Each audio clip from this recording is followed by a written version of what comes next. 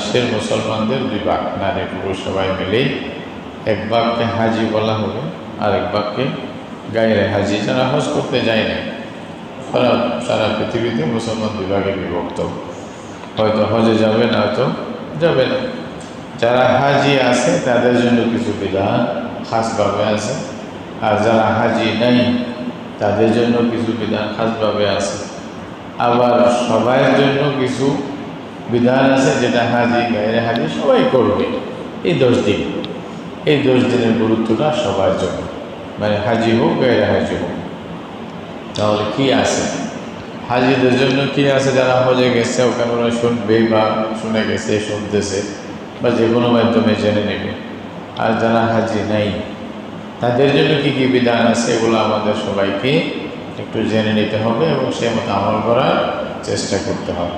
যারা আমরা পুরুষেরা মসজিদে আসি বা বিভিন্ন জায়গায় যাই, তারা ঘুরে গেলে মহিলাদেরকে বলে দেব, অথবা কোনো ইসলামী বই যদি পাওয়া যায় এই বইগুলো তাদের কাছে নিয়ে দেব যে এটা পড়ে দেখো কি কি আছে নেই, বা মনে না থাকলে আবার পড়ো, আবার দেখো, আবার দেখো। রাসূলুল্লাহ সাল্লাল্লাহু আলাইহি ওয়াসাল্লাম থেকে প্রমাণিত যে সমস্ত সুন্নাহগুলো আছে, দিনের সাথে যে বিধানগুলোর সম্পর্ক আছে তারিখের সাথে, সেটা সেই তারিখেই করতে হবে যেটা আমাদেরকে বলা হচ্ছে। এই 10 তারিখের আমল যদি আপনি মুহররমে গিয়া করেন তাহলে ফজিলত পাওয়া যাবে না, তাই না? যেটা 10 দিনে করতে হয় এটা যদি আমি অন্য মাসে করি তাহলে এটা কাজ হবে না, এটা কোনো লাভও হবে না, কারণ তখন তো সময় নেই।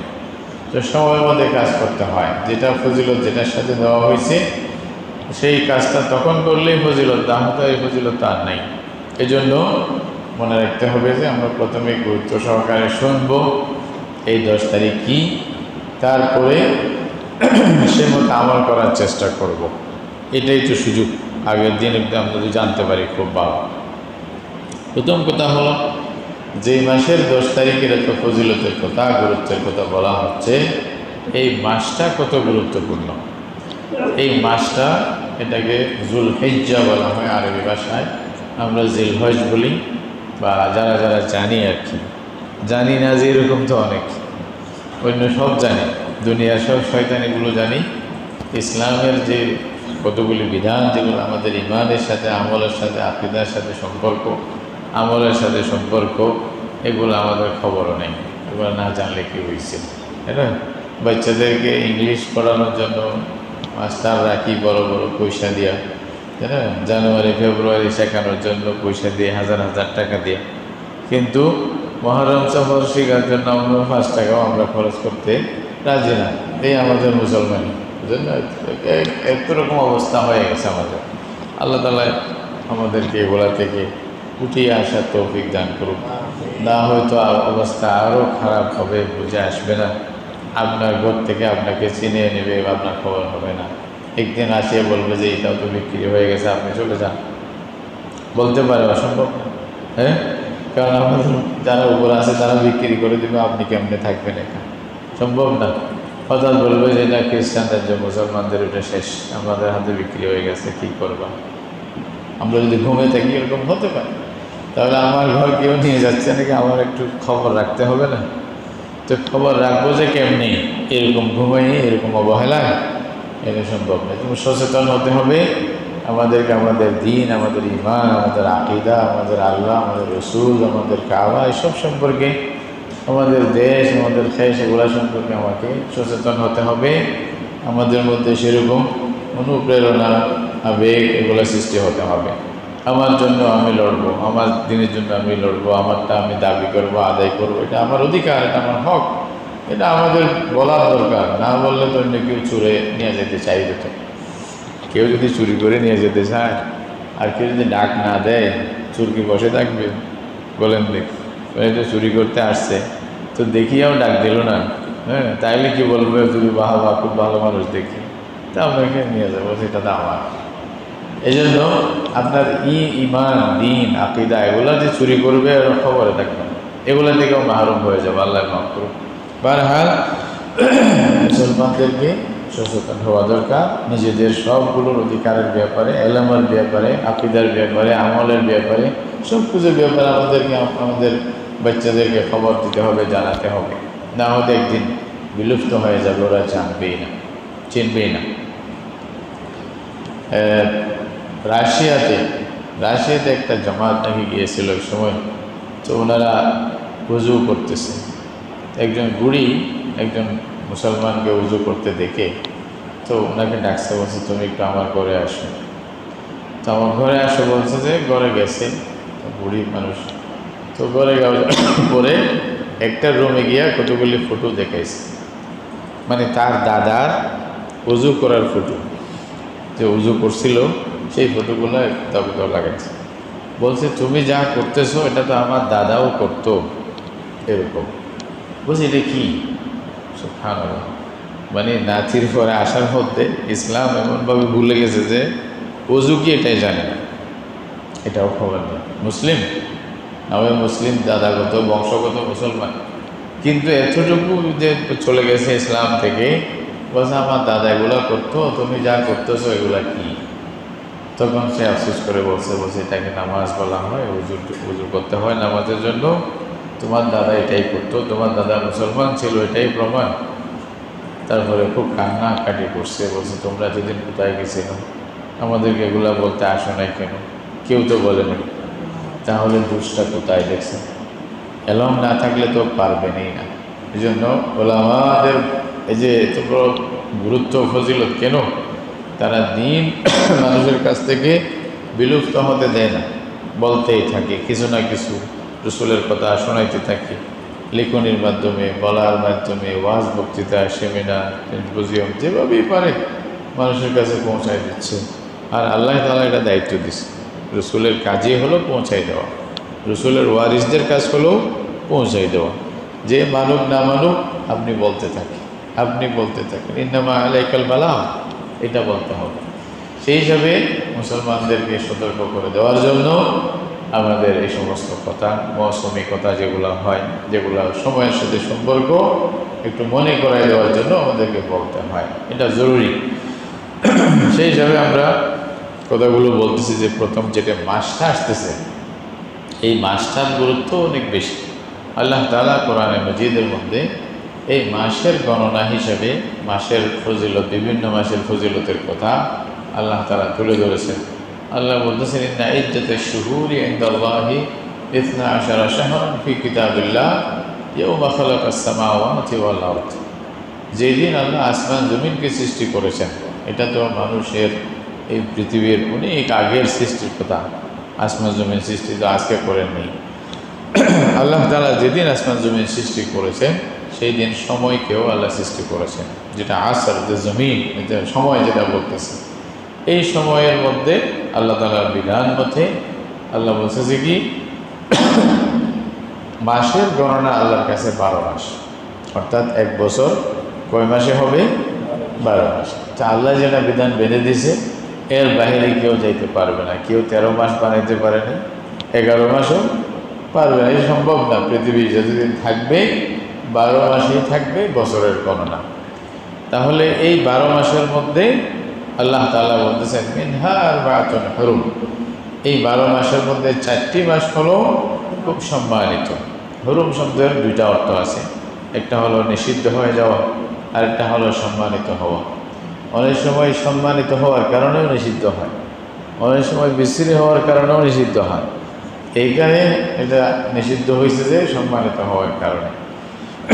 আল্লাহ তাআলা বলছেন এটা 4টি মাস, অন্য মাসে যা তোমরা করবে এই মাসগুলোতে এটা করবে না। ফালা তাজলিমু ফীহিন্না আনফুসাকুম, নিজের উপরে জুলুম করবে না। এটার ব্যাখ্যা আমি অনেকবার বলেছি। যাই হোক, এই 4টি মাস খুব সম্মানিত, কিন্তু কোরআনে মজিদের কোথাও এটা উল্লেখ নেই 10টি মাসের নাম গ্রাম কি, আবার 4টি মাস যে সম্মানিত বলছে ওই 4টি মাস কি, এটা হাদিস বাদ দিলে কোরআন দিয়া কেউ জীবনেও বুঝাইতে পারবে না, এটা সম্ভব না মানুষের। রাসূল করিম সাল্লাল্লাহু আলাইহি ওয়াসাল্লামকে আল্লাহ তাআলা দায়িত্ব দিয়েছেন কোরআন বুঝাই দেওয়ার জন্য, এবং ওনার কাছে কোরআনের ব্যাখ্যাটাও আল্লাহ ওহী করেছেন, এটা ওনার উপরে ছেড়ে দেননি। কোরআনের ব্যাখ্যা যে করবেন ওনাকে দায়িত্ব দিয়েছেন, এটাও কে দিয়েছে? আল্লাহ নিজেই দিয়েছে। আল্লাহ বলছেন ওমা ইয়ানতিকু আনিল হাওয়া ইন হুয়া ইল্লা ওয়াহয়ুন ইউহা, রসুল যা বলে এটা আল্লাহর পক্ষ থেকে ওহী হয়, ওহীর মাধ্যমে উনি বলেন, উনি নিজের থেকে কিছু বানিয়ে বলেন না। এটা আল্লাহ গ্যারান্টি দিয়ে দিয়েছেন কোরআনের মধ্যে। তাহলে রসুলের কথা মানতেই হবে। এজন্যই আল্লাহ রসুল আমাদেরকে বলে গিয়েছেন, তোমরা দুইটি জিনিসের উপরে যদি মজবুত করে ধরে থাকো, দিনের উপরে থাকবা, এটা নিশ্চিত। দিন থেকে দূরে সরবে না। আল্লাহর কিতাব আর আমার সুন্নাহ মানে আমার নিয়ম, যেখানে হাদিস, রসুলের হাদিস আছে, যদি সত্যিভাবে প্রমাণিত হয়, রসুল্লাহর হাদিসগুলোর মতে আমল করলে, কোরআন মতে আমল করলে তোমরা সঠিক পথের উপরে থাকবা, যেই পথ সোজা জান্নাতে যাও, এখানে পদস্খলন হবে। আর যদি এটা বাদ দিয়ে অন্যদিকে যাও, তাহলে তোমাদের গাড়ি অ্যাক্সিডেন্ট করবে, তাহলে সঠিক পথে আসা তোমাদের পক্ষে সম্ভব হবে না। এটা আল্লাহ রসুল স্পষ্ট বলে দিয়েছেন যে কারণ। তাহলে কোরআন এবং হাদিস দুটোটাই আমাদেরকে নিতে হয়। রাসূলুল্লাহ সাল্লাল্লাহু আলাইহি ওয়াসাল্লাম কি বলছেন এখানে? রাসূলুল্লাহ সাল্লাল্লাহু আলাইহি ওয়াসাল্লাম বলেছেন, আজ-জামানু ইস্তাদারা কাহায়াতিহি ওয়া মা খালাকাস সামাওয়াতি ওয়াল আরদ। আল্লাহ তাআলা যেদিন থেকে আসমান জমিন সৃষ্টি করেছেন, এই জমানার সময়টা ঘুরতে আছে, নিয়মিতভাবে চলতেই আছে, রুটিন মোতাবেক কাজ করতেই আছে। এটা এই যে মুহররমের পরে সফরের পরে রবিউল আউয়াল, এভাবে যেভাবে নিয়ম দিছে, আসতেই আছে, বছরকে বছর যাচ্ছে, হ্যাঁ, শতাব্দীর পর শতাব্দী যাচ্ছে, যুগের পর যুগ যাচ্ছে, আল্লাহর নিয়ম মতে চলবেই। ইস্তাদারা কাহায়াতিহি ইয়াওমা খালাকাস সামাওয়াতি ওয়াল আরদ আস-সানাতু 12 শাহরান। আল্লাহ রাসূল সাল্লাল্লাহু আলাইহি ওয়াসাল্লাম বললেন যে বছর হবে 12 মাসে। বছর হবে কয় মাসে? 12 মাসে। আল্লাহ তাআলা বলে দিয়েছেন, নামটা রাসূলুল্লাহ বললেন, ওইদিকে আল্লাহ বলছেন ইদ্দাতুশ শুহুর ইনদাল্লাহ 12 শাহরান। তারপরে রাসূলুল্লাহ সাল্লাল্লাহু আলাইহি ওয়াসাল্লাম বলতেছেন মিনহা আরবাতুন হুরুম, এখান থেকে 4টি মাস হলো সম্মানিত মাস। এই 4টি মাসের আবার রাসূলুল্লাহ ধরে দিলেন 4টি মাস কোনটি। আল্লাহ রসুল বলে না দিলে আমাদের বলার কোনো সুযোগ থাকবে না। রাসূলুল্লাহ বললেন সালাসুন মুতাওয়ালিয়াত, 3টা মাস একসাথে, হ্যাঁ, যুলকাদা ও যুলহিজ্জা ও মুহররম। যুলকাদা, যুলহিজ্জা, মুহররম, এই 3টি মাস একসাথে। এটার অনেক লম্বা কারণ আছে, একটি কেন দিচ্ছে, এটা হজের জন্য, হজের সফরে আসা যাওয়া সহজ হওয়ার জন্য। আর আরেকটি মাস হলো শাহরু রজব, অথবা রজবুল ফরদ বলা হয়, বাইনা জুমাদা ও শাবান। রজব মাস এটাও হলো সম্মানিত মাস। আর এই 3টা মাস, সর্বমোট কয় মাস হলো? 4 মাস। এই 4টি মাস, এটা বুখারী মুসলিমের হাদিসের মধ্যে আছে, এগুলো রাসূলুল্লাহ সাল্লাল্লাহু আলাইহি ওয়াসাল্লাম বলছেন এই 4টি মাস হলো সম্মানিত মাস। তাহলে জুলহজ মাস, যে মাসে মানে আমরা হজ আদায় করব, মুসলমানেরা হজ আদায় করবে, এই মাসটা হলো সম্মানিত মাসের একটি। তো আল্লাহ তাআলা যে সমস্ত মাসকে সম্মানিত মাস বলছেন, সেই সমস্ত মাসের একটি হওয়া, এটা তো জাতা কথা না, এটা তো অনেক বড় ফজিলতের কথা এই মাসটি। এই হিসাবে এই মাসটির গুরুত্ব অনেক বেশি আল্লাহর কাছেও। এই মাসটি ফজিলতপূর্ণ মাস। এছাড়া এই সামনের যেটা দশক আসতেছে, এই দশকটার অনেক বড় ফজিলত, এটা আমি বলতেছি কিছুক্ষণ আগে। এই দশকওয়ালা মাস হলো কোনটা? জুলহজ মাস। সর্বশ্রেষ্ঠ দশক পৃথিবীর দিনের মধ্যে, সারা বছরের দিনের মধ্যে সর্বশ্রেষ্ঠ দশক। তাহলে এইটার ওই যে মাসে থাকবে ওই মাসের ফজিলত বেশি। সেই হিসাবে জুলহজ মাসের ফজিলত অন্য হিসেবেও আল্লাহ এখানে দেখা যায়।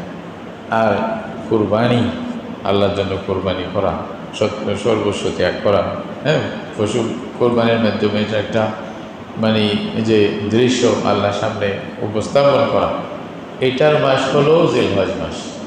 এই হিসাবেও এটা মাসের ফজিলত হয়। আরও একটা হলো বছরের দিনগুলোর মধ্যে সর্বশ্রেষ্ঠ দিন হিসেবে আরাফাত দিন হলো সর্বশ্রেষ্ঠ দিন অন্যতম। ওই আরাফাত দিনটা ওই মাসের ভিতরে, কোন মাসের? জিলহজ মাসের ভিতরে। এই হিসাবেও এই মাসের ফজিলত।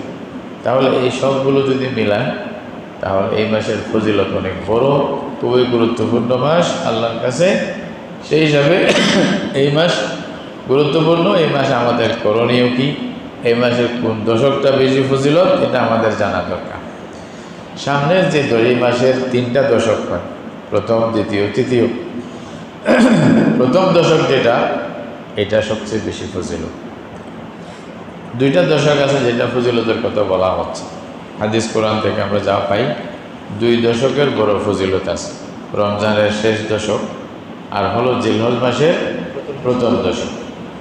এখন কোনটার মধ্যে কোনটা বেশি উত্তম? কেউ বলবে যে রমজানের শেষ দশক বেশি উত্তম, নাকি জিলহজ মাসের প্রথম দশক বেশি উত্তম। অনেকেই বলছেন যে না, রমজানের শেষ দশক বেশি উত্তম। আবার কারো কারো মত হলো জিলহজ মাসের প্রথম দশক বেশি উত্তম। এটা অনেকে বলছেন কেন? বলছে জিলহজ মাসের প্রথম দশকে সব ধরনের ইবাদত হয়ে থাকে, যেটা কোনো ইবাদত বাদ যায় না, হ্যাঁ, এমনকি হজ উমরা তাওয়াফ এগুলো পর্যন্ত, হাজরা আসওয়াদ কুসুমা দোয়া ইত্যাদি যা আছে এগুলো সব এই দশকে পাওয়া যায়। এই জন্য এই দশক উত্তম বেশি। কেউ এটা বলছে। শাইখুল ইসলাম আল্লামা ইবনে তাইমিয়া রাহমাতুল্লাহ আলাইহি দুইটার সমন্বয় করে সুন্দর একটা কথা বলছে। ইবনুল কাইয়িম আল জাওজিয়া উনি জাদুল মাআদ কিতাবে কথাগুলি লম্বা করে বলতেছেন কি, দুই হিসেবে দুটোটা উত্তম, দুটো দশক উত্তম, কেউ কারো থেকে কম না। এক হিসাবে এটা বেশি উত্তম, এক হিসাবে ওইটা বেশি, দুটোটাই উত্তম থাকলো আর সমস্যা নেই আমাদের। বলছে যে দিন হিসাবে জিলহজ মাসের প্রথম দশক বেশি উত্তম, আর রাত হিসাবে রমজান মাসের শেষ দশক বেশি উত্তম। আর দশকের মধ্যে দিন রাত মিলে এই দশক, তাহলে জামলে শেষ। কেন? বলছে জিলহজের প্রথম দশকে সারা বছরের সর্বশ্রেষ্ঠ দিন ওইখানে হয়, এটা হলো আরাফাত দিন। আর রাত হিসাবে সারা বছরের সর্বশ্রেষ্ঠ রাত লাইলাতুল কদর, এটা রমজান হয়। সুতরাং দুটোটা উত্তম, অসুবিধা নেই। আর এইসব জবাটা দিকে আমাদের লাভ নাই, দুইটা পাইলে আরও ভালো না। এটাও উত্তম, এটা উত্তম, আলহামদুলিল্লাহ। কিন্তু করতে হবে। এটার ফজিলত কেন? কোরআনে মজিদে আল্লাহ তাআলা এই দশকের শপথ করেছেন। এই দশক বিশেষ করে এই দশকের শপথ করে বলছেন ওয়াল ফাজরি ওয়া লায়ালিন আশর ওয়াশ শাফি ওয়াল ওয়াতর। কোরআনে মজিদে আল্লাহ তাআলা যে বলছেন ওয়াল ফাজরি ওয়া লায়ালিন আশর, লায়ালিন আশর এটা তাফসীর। 10 দশকের শপথ, 10 দিনের শপথ। 10 মানে 10 দিনের, 10 প্রথমের প্রথম দশক বলে। এইটা কোন দশক, কোন 10 দিন, কোন 10 রাত?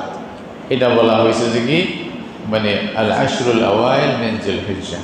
ইবনে আব্বাস রাদিয়াল্লাহু তাআলা আনহু সহ অনেক মুফাসসিরিনে কেরাম, ওনার পরের যারা মুফাসসিরিনে কেরাম আছে তাবিঈনদের মধ্যে সবাই ব্যক্তি বলতেছে আশর মানে হলো জিলহজ মাসের প্রথম দশক। আল্লাহ তাআলা এই দশকের শপথ করেছেন কোরআনে মাজিদের মধ্যে। তাহলে আল্লাহ যদি কোনো জিনিসের শপথ করে, ওই জিনিসের গুরুত্ব বোঝার জন্য আর কিছু বাকি থাকে না। এটা গুরুত্বপূর্ণ বিধায় এই জন্য আল্লাহ শপথ করেন। আল্লাহ তাআলা যেমন রাতের শপথ করছেন, দিনের শপথ করছেন, সময়ের শপথ করছেন, এগুলা সব আমাদের জন্য গুরুত্বপূর্ণ, আমাদের জন্য মানে মহান কোনো গুরুত্ব রাখে এই বিষয়গুলো, জিনিসগুলো। এই জন্য আল্লাহ তাআলা শপথ করে বান্দাকে বোঝায়, ওই জিনিসের গুরুত্বও বোঝায়, বাস্তব কথাটাও বোঝায়। এইখানে তাফসীরের মধ্যে উলামায়ে কেরাম অনেকে বলছেন ওয়াল ফাজরি ওয়া লায়ালিন আশর, যে বলছে এখানে ওয়াল ফজর বলে যেমন আরাফা বলা হয়েছে, কেউ বলতেছে। আবার লায়ালিন আশর পুরা দশকটা বলা হয়েছে। মানে ওয়াশফি ওয়াল ওয়াতর বলছে, ওয়াশফি ওয়াল ওয়াতর। কেউ বলছে কি মানে কুরবানির দিন, কুরবানির পরের 2 দিন বা 3 দিন, এটা সব মিলে আল্লাহ তাআলা এই দিনগুলোর শপথ করছে। এটাও তাফসীরের মধ্যে আছে। বারহাল কথা হলো এই 10 দশকে আল্লাহ তাআলা যেহেতু কোরআনে শপথ করছেন, তাহলে এই 10 দশকের ফজিলতের কথা আর বলতে হয় না। এছাড়া হাদিসের মধ্যে রাসূল করিম সাল্লাল্লাহু আলাইহি ওয়াসাল্লাম বলতেছেন আফজালু আইয়ামিদ দুনিয়া আইয়ামুল আশর, যে সবচেয়ে বেশি উত্তম এবং ফজিলতওয়ালা দিন হলো এই 10 দিন। কোন 10 দিন? জিলহজ মাসের প্রথম 10 দিন। তাহলে সারা বিশ্বে মানে সারা বছরের মধ্যে একদিনও বাদ দিয়া সারা বছরের মধ্যে সর্বশ্রেষ্ঠ দিনগুলো এই 10 দিনকে রাসূলুল্লাহ সাল্লাল্লাহু আলাইহি ওয়াসাল্লাম আখ্যায়িত করলেন। সর্বশ্রেষ্ঠ দিন ইবাদতের জন্য, আল্লাহর জিকির আজকারের জন্য, মানে আল্লাহর বندگی করার জন্য এর চেয়ে ভালো দিন আর নেই। অন্য এক হাদিসের মধ্যে, বুখারী শরীফের এক হাদিসের মধ্যে আছেন এই 10 দিনের আমলের চেয়ে অন্য কোনো আমল আল্লাহর কাছে বেশি প্রিয় নয়। তাহলে তৃতীয় একটা জিনিস বল, এই 10 দিনের আমলের চেয়ে অন্য কোনো দিনের আমল আল্লাহর কাছে বেশি প্রিয় নয়। হাদিসের মধ্যে আছে মা মিন আইয়ামিন আল আমালু সালিহু ফীহিন্না আহাব্বু ওয়া আযমু ওয়া আযকা। কয়েকটা শব্দ আছে হাদিসের মধ্যে, সহিহ রাওয়ায়াতের মধ্যে, এগুলো সব বলে দিলাম। 3টা শব্দ পাওয়া যায়, আযকা বলছে, আযমু বলছে, আহাব্বু বলছে, আফজলু বলছে। তাহলে এই দিন 10 দিনের আমলের চেয়ে অন্য কোনো দিনের আমল আল্লাহর কাছে বেশি প্রিয় নয়। আল্লাহর কাছে বেশি প্রিয় হচ্ছে 10 দিনের আমল। আল আমালু সালিহু ফীহিন্না আহাব্বু ইলাল্লাহি মিন হাযাল আশর, মানে আল আশর জিলহিজ্জা, জিলহজ মাসের প্রথম দশকে যে আমল করবে বান্দা, এই আমলের চেয়ে অন্য কোনো দিনের আমল আল্লাহর কাছে বেশি প্রিয় নয়, অন্য কোনো আমলও বেশি প্রিয় নয়। সাহাবায়ে কেরাম জিজ্ঞাসা করছেন, ইয়া রাসূলুল্লাহ, বলেন জিহাদু ফি সাবিলিল্লাহ, এই প্রশ্নটার কারণ আছে, কেন করল? আল্লাহ রসুলের সাহাবীরা, মুসলমানেরা সকম যেভাবে আল্লাহ রসুল গুরুত্ব দিয়েছেন কোরআনে হাদিসে যেভাবে আসছে, বোঝা যাচ্ছে জিহাদ সর্বোত্তম আমল। মানে জিহাদ করতে পারলে, আল্লাহ রাস্তায় জানটা দিয়ে দিতে পারলে, যেভাবে আল্লাহ রসুল চায়, আল্লাহ চায়, যেভাবে নিয়ম আছে, নিয়ম মতে আর কি, বেনিয়মে না। এটা কেন বললাম যে বুঝে নিন। নিয়ম মতে, রসুলের তরিকা মতে যদি আমি জানটাও দিয়ে দিতে পারি, জেহাদে যাইতে পারি, জেহাদের মধ্যে শরীক হতে পারি, এটা উত্তম আমল, অনেক বড় ফজিলত। এটা ফজিলত বলে শেষ করা যাবে না, সেরকম ফজিলতের জিনিস।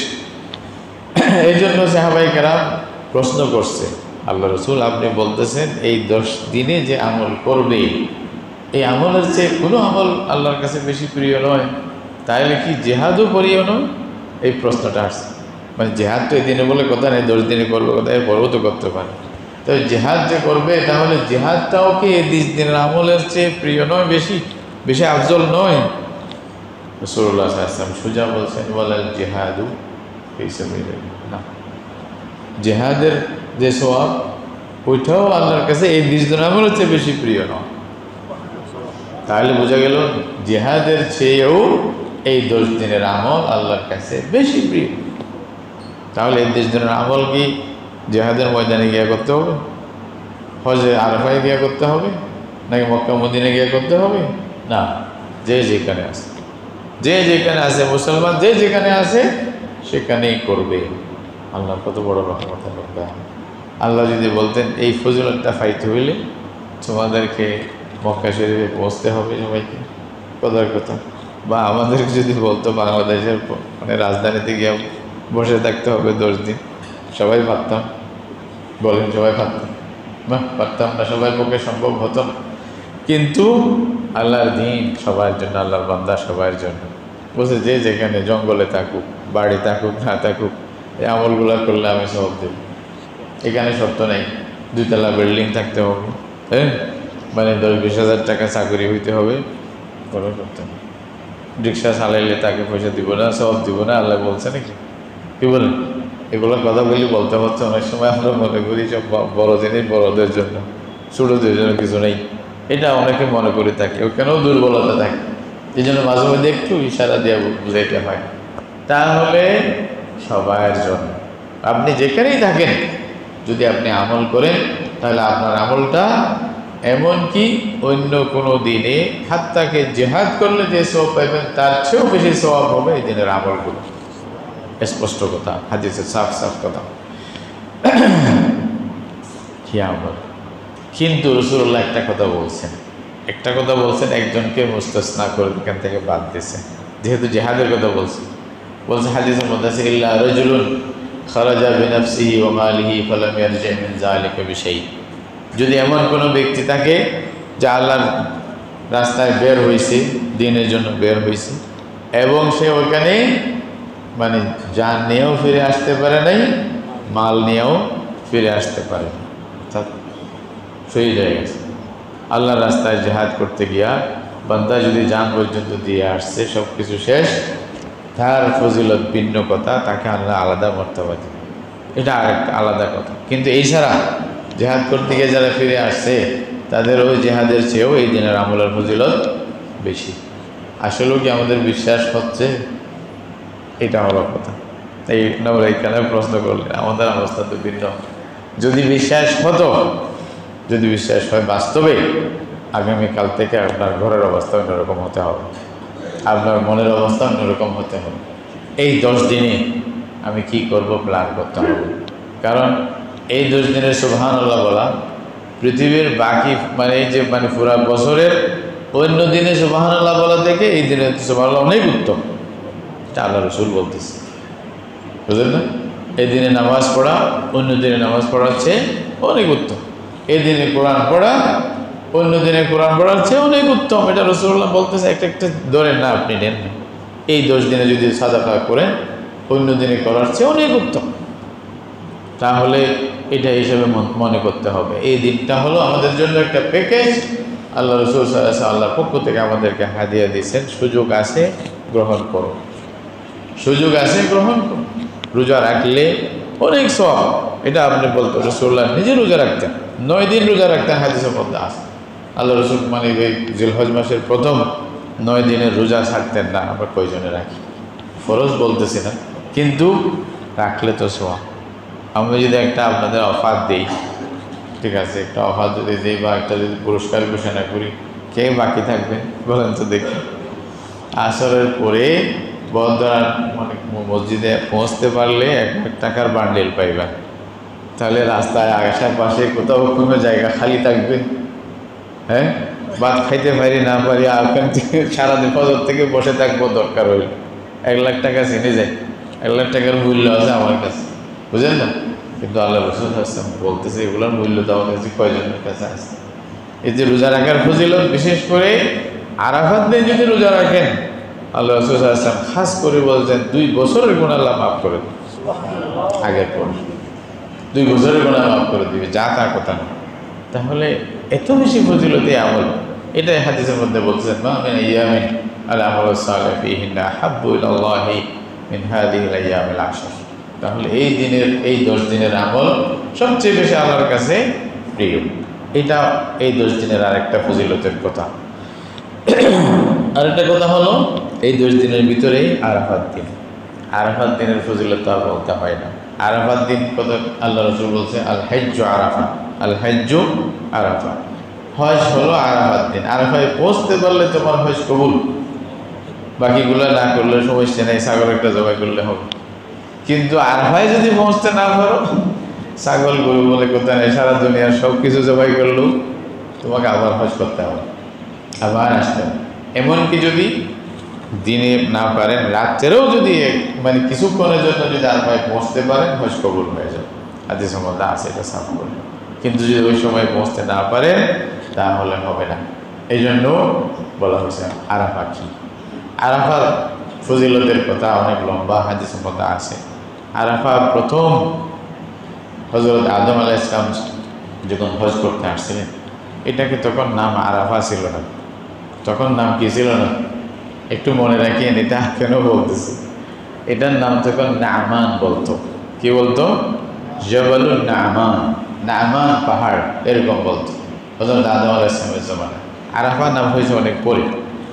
তো ওই সময় জবালুন নামানে আদম আলাইহিস সালামের পিঠ থেকে আল্লাহ তাআলা আবার ওনার সমস্ত যুররিয়া যারা কিয়ামত পর্যন্ত আসবে সবাইকে, যাদেরকে রূহানি হিসাবে আল্লাহ তাআলা সবাইকে সামনে আদম আলাইহিস সালামের সামনে পেশ করছে। দেখে এগুলা সব আপনার আওলাদ। এখানে একটা কথা আছে, যদি বুঝতে চান, আদমের পিঠ থেকে বাইর করছে, এটা কেন? এখানে বারবার বলা হচ্ছে আদমের পিঠ থেকে, এটা বলা। ও আরেকটা হাদিসের মধ্যে আছে, আগেও আছে। ও কোথায়? যেখানে জান্নাতের মধ্যে যেখানে পেশ করছিলেন আলাস্তু বিরাব্বিকুম, তখনও পিঠ থেকে কথা বলছে। এখানেও পিঠ থেকে হাদিসের শব্দটা আসতেছে। আমরা জানি কোরআন বলতেছে বাচ্চা যে হয়, বাচ্চা হওয়ার মধ্যে মা বাপের দুজনের প্রাণের সম্পর্ক থাকে। সূরা তারিকের মধ্যে আল্লাহ বলতেছে মিন বাইনা সুলবি ওয়াত তারাইব, বাপের পিঠ, মায়ের সিনা, এটা বলা হচ্ছে। এগুলো বৈজ্ঞানিক ব্যাখ্যা করতে গেলে অনেক লম্বা, তখন লিঙ্ক বুঝবেন কোনটা কার সাথে কি। সুবহানাল্লাহ, আদমের পিঠ থেকে। এই যেগুলো ডিএনএর বিষয় আছে বর্তমান বিশ্বে যেগুলো বলা হচ্ছে, ওইটা পুরো ব্যাখ্যা ওখানে আপনি পেয়ে যাবেন, আর এদিক সেদিক চাইতে হবে না। আদমের পিঠ থেকে সব যুররিয়াত কিয়ামত পর্যন্ত যারা আসবে লিঙ্ক করে সব দেখাচ্ছে। তাহলে সব তো আদম সন্তান, আওলাদ বানি আদম বলতেছেন আল্লাহ তাআলা সোজা, ইয়া বানি আদম, ভাই আদমের সন্তান, এটা বলছে, এটাই লিঙ্কের কারণ। তাহলে এই হিসাবে দেখতে গেলে আদমের পিঠ থেকে আল্লাহ সবাইকে সৃষ্টি করে, ওই যে যাদেরকে সৃষ্টি করবেন কিয়ামত পর্যন্ত সবাইকে সামনে আনছে, আনিয়া তাদেরকে আল্লাহ আবার জিজ্ঞাসা করছে, আলাস্তু বিরাব্বিকুম, বলো আমি কি তোমাদের রব নই? তা আমরা তখনও আবার দুনিয়াতে এই আরাফাতের যেটা ময়দান ছিল, যাকে আর নামান বলা হতো, নামান পাহাড়ে আদমের মানে এই পিঠ থেকে আমাদের কিছু আল্লাহ সৃষ্টি করছেন, আল্লাহ জিজ্ঞাসা করছেন, তখন আমরা সবাই বলছি ফালুবালা, আল্লাহ অবশ্যই আপনি তো আমাদের রব। তখন আল্লাহ আমাদেরকে বলছিলেন, তাহলে আমার সাথে কাউকে শরীক করবা না, আমার সাথে কাউকে, এটা হলো তোমাদের কাছে আমার অধিকার, আমার হক, এটা আমি চাই। পৃথিবীতে আসার পরে, সৃষ্টি হওয়ার পরে আমার সাথে কাউকে, কোনো আসমান জমিন, আকাশ বাতাস, পাহাড় পর্বত, কোনো নবী ওলি, কোনো মানে বড় বুজুর্গ, কোনো ছোট বুজুর্গ, কাউকে আমার সাথে শরীক করবো না, খবরদার। কোনো মাজারকে আমার সাথে মেলাই দিও না, কোনো নবীকে আমার সাথে মেলাই দিও না, কোনো ওলিকে আমার সমান করে দিও না। সব আমার বান্দা, কেউ আমার সমান হওয়ার এরকম যোগ্যতা কারো কাছে নাই, সব আমার বান্দা। ইন কুল্লু মান ফিস সামাওয়াতি ওয়াল আরদ ইল্লা আতির রহমানি আবদা, সব আল্লাহর গোলাম, এখানে কেউ মানে আল্লাহর সমান হওয়ার মতো বলা বিকুন লাহু কুফুয়ান আহাদ। কোরআনের আমরা সবসময় পড়ি, বিশ্বাস করি, আল্লাহ তাআলা এটাই ওয়াদা নিয়েছে, এবং আমরা সবাই বলছি না, করব না। মুসলমান যখনই আরফার ময়দানে যায়, যত বছর যাবে আল্লাহ তাআলা তকদিরে রাখছে, ওইখানে গিয়েই এই কথাটাই স্বীকার করে, আল্লাহ তোমার কোনো শরীক নাই।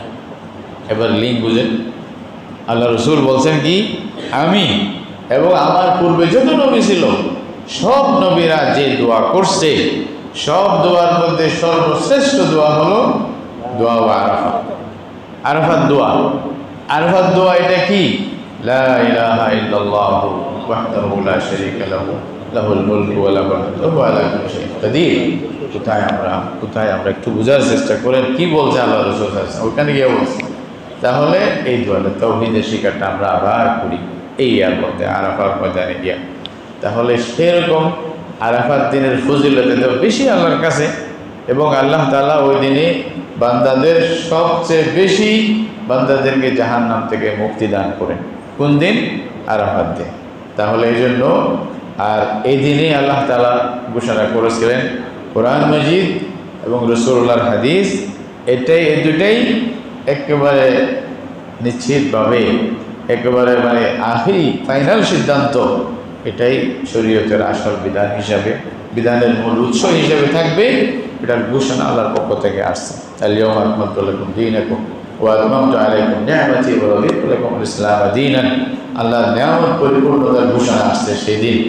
মানে একজন ইহুদি বলছিল ওমর রাদিয়াল্লাহু তাআলা আনহুকে, বলছে আপনাদের কাছে একটা আয়াত নাযিল হয়েছে, ওটা যদি আমাদের উপরে নাযিল হতো তাহলে আমরা এটাকে ঈদ বানাই ফেলতাম, এটাকে দিন হিসাবে পরিণত করতাম। যে আমরা বিভিন্ন ডে মানাই না, এখন ওদের কাজ এটা ওদের কাছ থেকে মানে মিলাদ আসছে, এটা বুঝে আসে না।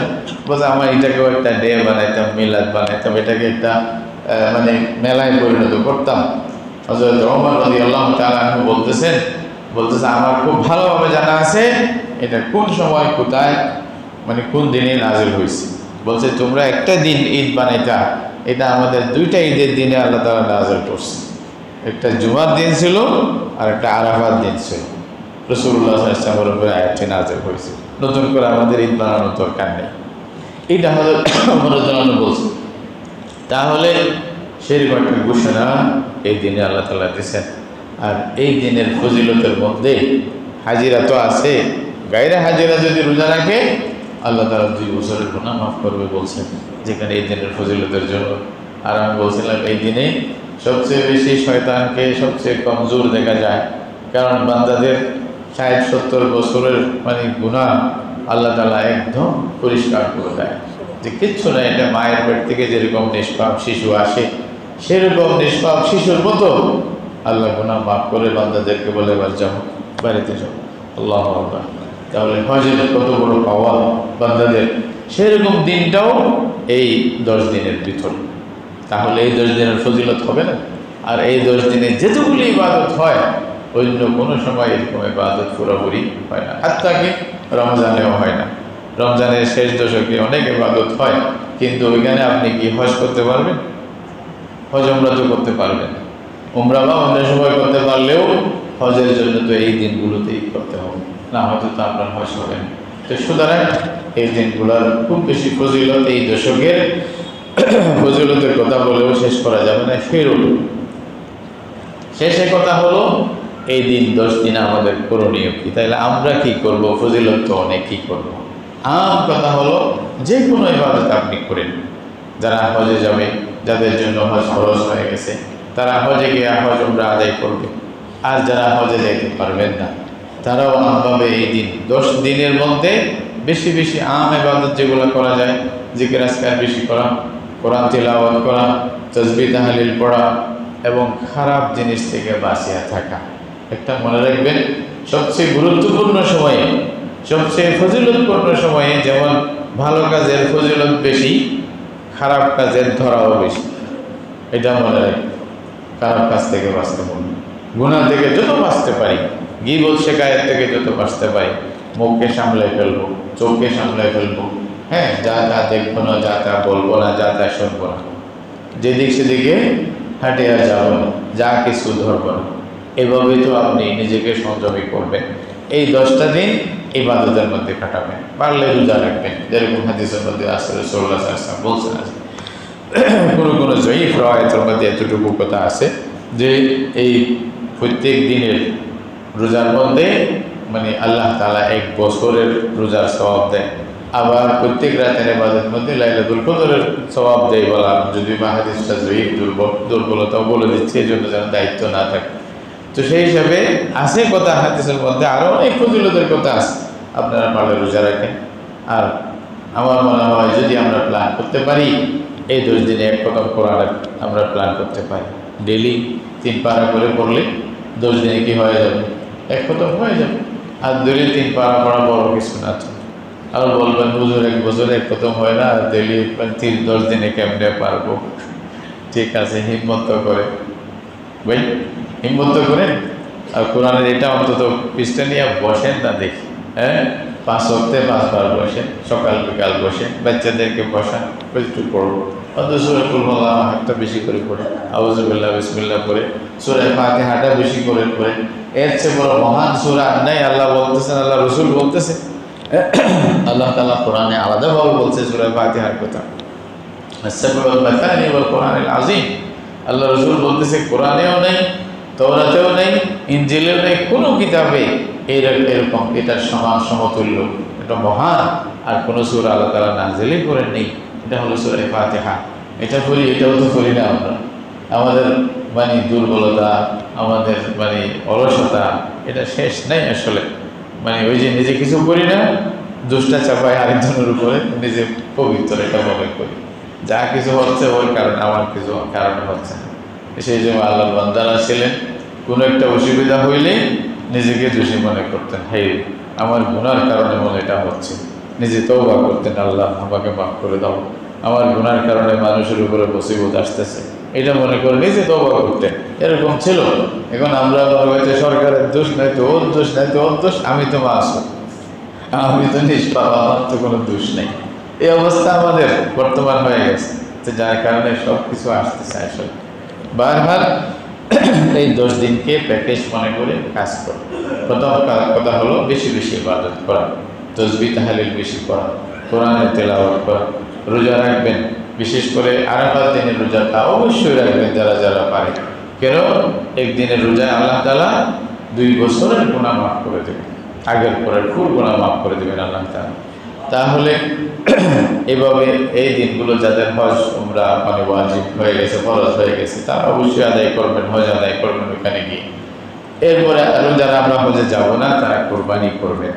কোরবানির দিন 10 এই আমাদের দেশের মানে তারিখ হিসাবে 10 দিন যেদিন হবে, 10ই জিলহজ, জিলহজ মাসের 10 তারিখ, সেদিন আমরা সবাই কি করব? কোরবানি করব। কোরবানি যারা যারা করবেন তাদের জন্য বিশেষ করে কথা হলো আগামীকাল, আজকে তো চাঁদ না দেখা গেলেও তো হয়ে গেছে, 30 দিন হয়ে গেছে, তাহলে আগামীকাল থেকে 10 দিন কুরবানি করা পর্যন্ত নখ কাটা, চুল কাটা ইত্যাদি শরীরের লোম কাটা এগুলো থেকে বিরত থাকবেন, এগুলো থেকে ফুল বিরত থাকবেন, কেউ এটা করবেন না। হ্যাঁ, এরপরে কুরবানির পরে করেন যা মন চায়। হ্যাঁ, বিশেষ করে অনেকে বলবো যে এতদিন শেভ না করলে কেমন লাগবে, এতদিন অন্তত শেভ টেপ সব কিছু তো করি। আবার এটা মনে করেন না যে 10 দিনের পরে হুজুরকে অনুমতি দিয়ে দিচ্ছে নাকি যে এটা আবার ঠিক আছে, ওইটা অন্তত এই 10 দিনের ফজিলতের জন্য তো আল্লাহর রাস্তায় মানে বন্ধ করে। কেমন লাগে দেখেন না, সুন্দর লাগে নাকি, ঘর থেকে বাইর করে দেয় নাকি, এটা দেখেন না। এই 10 দিনে যদি ঘর থেকে বাইর করে না দেয়, পরেও রাখি দিলেন, সমস্যা কি, বুঝেন না? যাই হোক, আল্লাহ তাআলা সবাইকে তৌফিক দান করুন। এখন আপনার বন্ধু হিসেবে, ভাই হিসাবে বলতে হয় দ্বীনের কথা। আমি লুকাইলে তো আল্লাহর কাছে আমি ধরা পড়বো, বুঝলেন? তা আপনার দিকে দেখে কি মনে করবে এই জন্য বললাম না, তাহলে আল্লাহর কাছে আমি ধরা পড়বো না, আর তাহলে আমি মুখলেসন এটা বুঝে যাবো। এই যে বলছে যে স্বার্থপর মানুষ, নিজের স্বার্থের জন্য কথা বল, তা আপনাদের স্বার্থের জন্যই বলবো, আপনাদের যেটা ফায়দা এটা বলাই উদ্দেশ্য, আর কিছু না। তাহলে এই সমস্ত জিনিস থেকে দূরে থাকবেন মানে কুরবানি করা পর্যন্ত।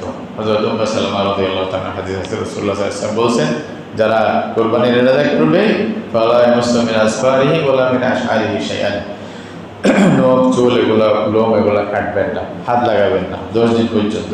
এভাবে দরকার হলে আজকে কাটে ফেলেন, যারা যারা কাটা দরকার আগামীকাল থেকে, মানে আজকে মানে আসরের পর থেকে না, কারণ ওই যে আরবি হিসাব আসরের পর থেকে শুরু হয়ে যায় সেই হিসাবে। আর যারা কোরবানি করতে পারবেন না, সামর্থ্য নাই, পয়সা নাই, তারা কি করবে? তারা বলছে আমরা তাহলে মাহরুম, আমাদের জন্য তো সব সুযোগ, আমরা তো অসুবিধা নেই। এটা মনে করি না। হাদিসের মধ্যে আছে, রাসূলুল্লাহ সাল্লাল্লাহু আলাইহি ওয়াসাল্লাম বলতেছেন, যারা কোরবানি করার মতো সামর্থ্য নাই, তারাও যদি এই আমলটা করে, কোনটা? এই আমলটা যদি আপনি করেন, নখ কাটলেন না, চুল কাটলেন না, এহরামের অবস্থার মতো, এহরামের মধ্যে যেরকম হাজিরা কিছু করতে পারে না, আপনি হাজি না হইলেও হাজির সাথে সামঞ্জস্য করে আপনিও কিছু করবেন না। এই 10টা দিন আল্লাহ সব বান্দাকে সেভাবে দেখতে চায় যে তুমি হাজ না হইলে কি হয়েছে, তোমারটাও তুমি আদায় করো। এরকম যদি আমরা আদায় করি, আল্লাহ তাআলা কুরবানি করার সওয়াব আপনাকে দান করবেন।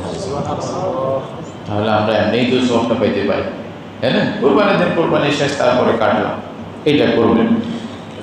এইভাবে যাদের ইয়ার দরকার এটা বলবেন। আর তাকবীর বলবেন এই দিনগুলোতে, তালবিয়া পড়া, তাকবীর বলা, হাজিরা দুটোটাই বলবে। লাব্বাইক আল্লাহুম্মা লাব্বাইক তালবিয়া পড়বে, তাকবীর বলবে, আল্লাহু আকবার, আল্লাহু আকবার, লা ইলাহা ইল্লাল্লাহ, আল্লাহু আকবার, আল্লাহু আকবার, ওয়ালিল্লাহিল হামদ, এটা বলবে। আমরাও বলবো, আমভাবে তাকবীর বলার কথাও আছে। আব্দুল্লাহ ইবনে আব্বাস রাদিয়াল্লাহু তাআলা আনহু, আব্দুল্লাহ ইবনে ওমর রাদিয়াল্লাহু তাআলা দুজন মার্কেটে চলে যেতেন, বড় বড় মার্কেট যেগুলো আমাদের দেশে হচ্ছে এখন বানানো, মার্কেটে গিয়া ওখানে মদিনার বাজার যা ছিল আর কি সেই সময়, ওইখানে গিয়া চিল্লাই চিল্লাই বলতেন আল্লাহু আকবার, আল্লাহু আকবার চিল্লাইতেন। ওনাদের তাকবীর শুনে সবাই তাকবীর বলতেন, এটাই নিয়ম ছিল আমভাবে বলা। আরেকটা হলো কি খাস তাকবীর, খাস তাকবীর এটা হলো তাকবীরে তাশরীফ বলা হয়। এটা আরাফার দিন 9 তারিখের ফজর থেকে 13 তারিখের আসর পর্যন্ত, মনে থাকবে 9 তারিখের ফজর থেকে 13 তারিখের আসর পর্যন্ত প্রত্যেক নামাজের জামাতের পরে ইমাম, মুক্তাদি, সাহাবা সবাই মিলে জোরে জোরে বলবে আল্লাহু আকবার, আল্লাহু আকবার, লা ইলাহা ইল্লাল্লাহ, আল্লাহু আকবার, ওয়ালিল্লাহিল হামদ। বেশি বললে কোনো সমস্যা নেই, একবার বলে চুপ থাকতে বলে কোনো জরুরি না, অন্তত 3 বার বললে আরও ভালো, বেশি বললে কোনো অসুবিধা নেই, তাকবীর যত বলতে পারে।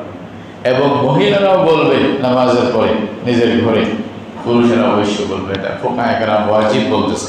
তাহলে 9 তারিখের পর্যন্ত থেকে 13 তারিখের আসর পর্যন্ত এটা বলতেই থাকবেন এভাবে। আর কোরবানির পরে যে 3 দিন, কোরবানির আগ পর্যন্ত রোজা রাখতে পারেন, কোরবানি থেকে তারপরে 3 দিন অর্থাৎ 4 দিন লাগাতার রোজা রাখা নিষেধ, রোজা রাখবেন না। হ্যাঁ, এখানে খাওয়া দাওয়া যেরকমভাবে বুঝতে আর কি কোরবানি করবেন। কোরবানির ব্যাপারে ইনশাআল্লাহ আগামী জুমায় আল্লাহ তাআলা তফসিল মানে সুযোগ পেলে বলবো, ইনশাআল্লাহ তৌফিক দিলে। এই কাজগুলো আপনারা করবেন, কয়েকটা কাজ যেটা বললাম, এটা জিকির আজকার বেশি, সাদাকা বেশি, তেলাওয়াত বেশি, যত বেশি পারেন। আর হজ তো যারা সবাই করবেন না, যারা যাবে আল্লাহ তাআলা তাদের হজ কবুল করুক, আসা যাওয়ার জন্য আল্লাহ তাআলা তাদের যে মানে নিরাপত্তা দান করুক। এবং সিহত আফিয়াত দান করুক। আমরা সবাই দোয়া করি তাদের জন্য। মানে আল্লাহ চান কি এই পুরো সময়টা 10টা দিন হাজি গায়রে হাজি মিলে সবাই মিলে আল্লাহর ইবাদতের মধ্যে মশগুল থাকবে। হাজিরাও কোরবানি করবে, আপনারাও কোরবানি, ওরাও কেউ কেউ রোজা রাখবে, আপনারাও কেউ কেউ রোজা রাখে, সবাই রাখে। তো কেন হাজিদের জন্য একটা বিষয় আছে, যারা কোরবানি দিতে পারবে না, আল্লাহ তাআলা কোরআনে বলতেছেন তারা 3টা রোজা রাখবে হজের সফরের মধ্যে, আর 7টা রোজা রাখবে বাড়িতে আসার পরে। ওয়াসিয়ামু সালাসা আইয়ামিন ফিল হজ ওয়া সাবআতিন ইযা রাজাতুম তিলকা আশরাতুন কামিলা। আল্লাহ 10টা রোজা রাখবে, তোমার কোরবানি দিতে হবে না। যারা গরিব মানুষ, হজের মধ্যে যাদের অত বেশি পয়সা থাকবে না কোরবানি দেওয়ার মতো, তাদের জন্য আল্লাহ বিধান দিয়েছে রোজা রাখো। যারা কোরবানি হজে যাবে না, তাদের জন্য আল্লাহ বিধান দিয়েছে আরফার দিন অবশ্যই রাখো, বাকিগুলো পারলেও রাখো। বুঝতেছেন এটা মানে কি? হাজি গায়রে হাজি মিলে সবাই মিলে আল্লাহর বান্দা এই 10টা দিন 10টা রাত আল্লাহর জন্য খালেস করে দাও, ইবাদত করো, সবাই ইবাদত করো, এরপরে জিকির করো, ইস্তেগফার করো, আল্লাহ তো সবাইকে মাফ করে দেবে। আল্লাহু আকবার, কত বড় কথা। সেই হিসেবে ভাই এই দর্শকের গুরুত্ব বুঝি, ফজিলতও বুঝি, এবং আমাদের জন্য করণীয় কি এটা যেন আমরা করতে পারি। করণীয় কি তাইলে কি বুঝলেন? বলতে হুজুর অনেক বড় ওয়াজ করছি, কিছু বলে নাই। এটা হইলে হবে না, মনে রাখেন, আবার বলতেছে, এটা মনে রাখেন একটা একটা করে। প্রথম কাজ হলো নখ কাটবো না, চুল কাটবো না 10 দিন পর্যন্ত, ঠিক আছে? কোরবানি করি আর না করি সবাই সবাই, খালি কোরবানিওয়ালা না বললেন, সবার জন্য বলছি। যারা কোরবানি করবে তাদের জন্য অবশ্যই, কোরবানি করবে না তাদের জন্য ফজিলত, কোরবানির সওয়াব পাইবেন এটা করলে। এটা একটা কাজ। এরপরে রোজা রাখবো, পারলে বেশি বেশি রোজা রাখবো, বিশেষ করে আরফার রোজা অবশ্যই রাখবো। বেশি বেশি জিকির আজকার করবো, হ্যাঁ, তেলাওয়াত করবো, লা ইলাহা ইল্লাল্লাহ, আলহামদুলিল্লাহ, সুবহানাল্লাহ, উঠতে বসতে এগুলো করবো। খারাপ কাজ থেকে বিরত থাকবো, যতটুকু পারি গুনাহ থেকে বিরত থাকবো, এবং ঘরের মধ্যে ইবাদতের পরিবেশ করব। আর যাদের উপর কোরবানি ওয়াজিব তারা কোরবানি করব, এবং 9 তারিখ থেকে 13 তারিখ পর্যন্ত প্রত্যেক নামাজের পরে জোরে জোরে আমরা তাকবীর পড়ব। আর যদি পারেন কেউ সুন্নত জারি করে দেন না, আমরা তো অনেক সময় মাইক লাগাই দিই, তো বাজারের মধ্যে তাকবীরের মাইক লাগাই দেন, এই 10 দিনের মধ্যে যদি পারবেন, যাদের হিম্মত আছে, সুযোগ আছে, শক্তি আছে, এটা করেন। মুসলমান শুনুক, তাকবীর শুনুক বড় বড় করে, আল্লাহু আকবার, আল্লাহু আকবার। তো ওটা শোনা শুনে তো অনেকে শুনবে।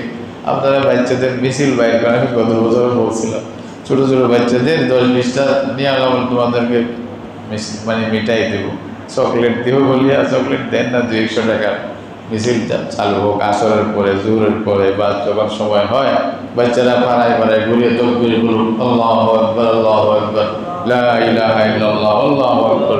শুনুক না মানুষ, আল্লাহর ধ্বনি, আল্লাহর তকবীরের ধ্বনি, আসমান জমিন মুখরিত হয়ে যাক। এটাই তো আল্লাহ চায়, এটাই তো আল্লাহ চায়। আল্লাহ দেখবেন কেমন রাজি হবেন বুঝতেই পারবেন না, নিয়ত হিসেবে। আল্লাহ তাআলা সবাই